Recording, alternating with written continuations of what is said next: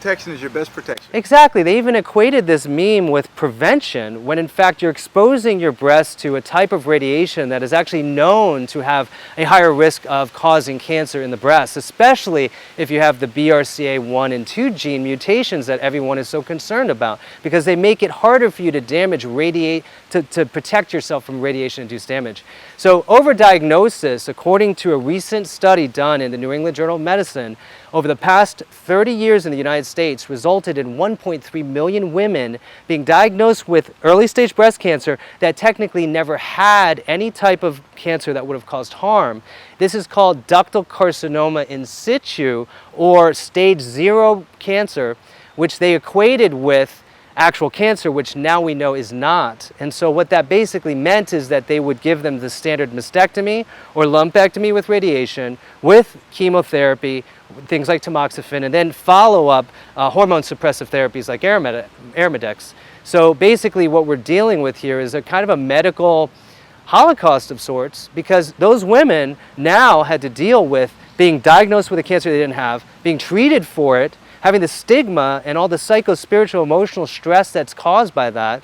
And then statistically, the industry told them that they saved their lives, when in fact quite the opposite had happened. So they identify with the aggressor like a Stockholm syndrome, and millions of people march in these breast cancer awareness marches, not realizing that it's funded by the very corporations that make money off the drugs used to treat breast cancer.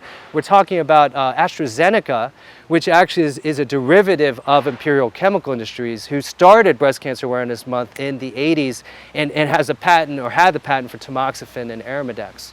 So it's a vicious circle of brainwashing, and it's used to cover up really what has cost the lives, I think, of hundreds of thousands of women ultimately. Wow, Sarah, that's really fascinating information. It's really shocking. Yeah. It's really sad that we've had so many women that potentially have been diagnosed with cancer and gone through all of these toxic treatments, potentially even died from the treatments, that never even had cancer to start with.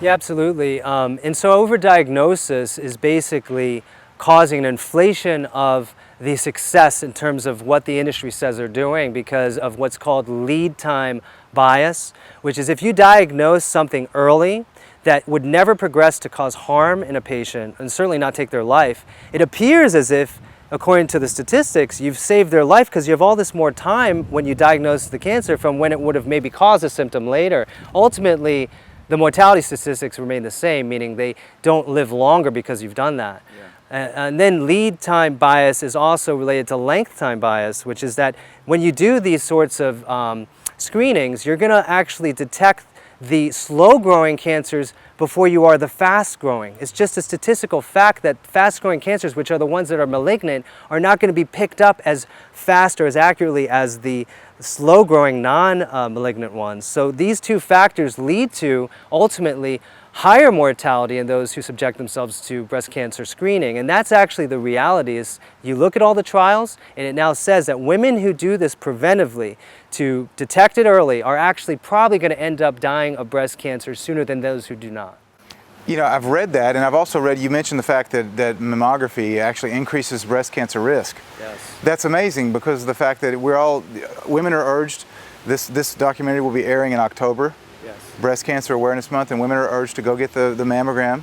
And it actually is ionizing radiation that studies have shown over and over actually increase the risk of cancer. Yes, and not only that, what they found is the exact type of wavelength that is used, okay, is actually 5 to 6 times more carcinogenic than high energy radiation, which is how they look at radiological risk today, is they compare the radiation used in mammography to the kind released during the Hiroshima event, which was based on an external exposure of a different wavelength. And because the wavelengths are technically of lower energy, but higher carcinogenicity, higher toxicity, it actually causes more radiation-induced breast cancer than they're letting people know. So the risks of screening are probably 5 to 6 times higher than what women are being told.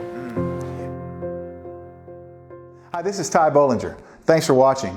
If you want to know the truth about cancer, click the link in the description below to watch our award-winning docu-series, The Truth About Cancer, A Global Quest.